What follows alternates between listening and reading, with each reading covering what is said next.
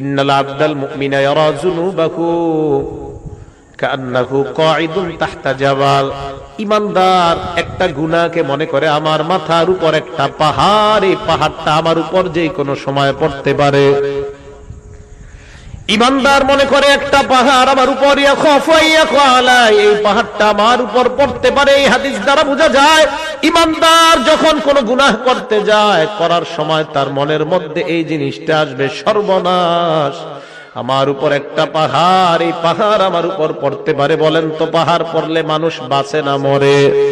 তাহলে একজন প্রকৃত ঈমানদার ছোট্ট গুনাহকে আওয়াজ দিয়ে বলেন কিসের মতো মনে করবে?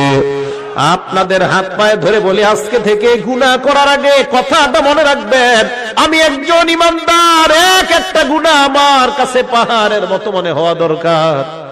যদি দেখাইতে পারতাম, সিনাটা ফাইরা আপনাদেরকে দেখাইতে পারতাম কত কষ্ট নিয়ে